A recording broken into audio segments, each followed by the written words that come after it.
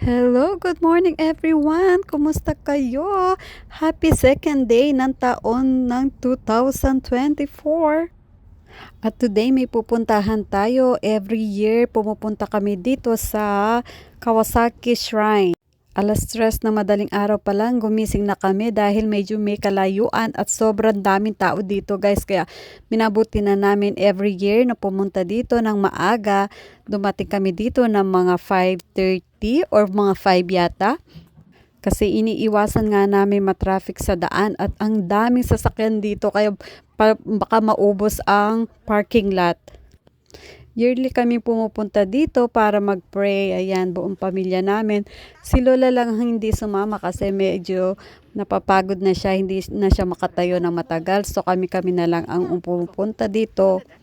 At yan, tapos na mag-mekuji ang mga bata. At hindi ako masyadong nag-video sa loob guys kasi talagang ang daming mga Hapon lang talaga, karamihan talaga. Sasabihin kong may foreigner man 1%. Wala akong masyadong nakitang foreigner. At saka may makikita man akong foreigner, sabihin kong mga Pilipina, kaya yung may asawang Pilipina, ganyan lang. Pero yung maraming mga foreigner na makikita mo, wala. Hindi ako masyadong nakakita.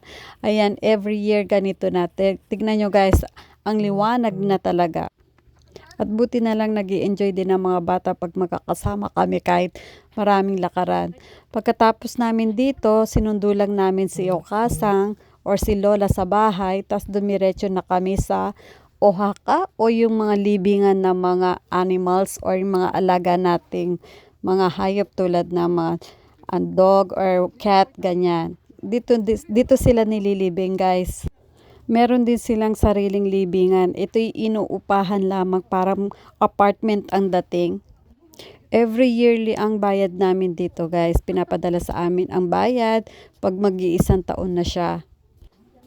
Parang sa isang kwarto lang din siya tapos parang ang dami nila. Papakita ko sa inyo mamaya guys. Makikita nyo dito sa video na to.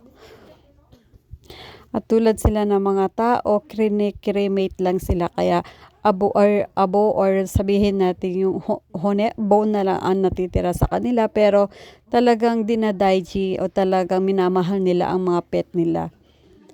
Medyo underground kasi kaya medyo nahirapan si Okasang, si Lola. May katandaan na rin kasi si Lola. Ayan guys, dito, ayan sila. Parang cabinet lang siya tapos may space lang talaga sila. At ito ang alaga kong si Chip. Chip ang pangalan niya. Kaya lang, ayun na nga, sumakabilang buhay na rin kasi sa katandaan na rin. Pero ang cute at ang bait, super bait ng alaga namin ito. Kaya hindi namin mapalitan talaga siya. Yung bang tipong gusto mong palitan, kaya pag naalala mong nawala, yung namatay na ganyan, hindi ka makakabili talaga. Ewan ko din sa asawa ko, ayaw niya kasi masakit nga daw pag nawala. 'Di ba? Ayan guys, so ganito ang style ng mga nila libingan. Ayan, at dito naman pupunta kami sa 7 temple every year. Ang ginagawa namin yan guys. Ayan 7 temple talaga ang pinupuntahan namin. Nagpipray kami.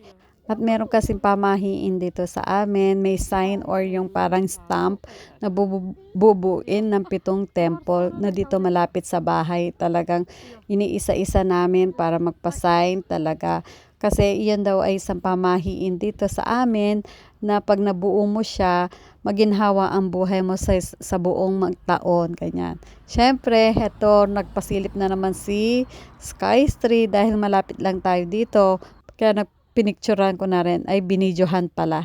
At itong si Sean, nakala niya picture lang, hindi niya alam, video yan.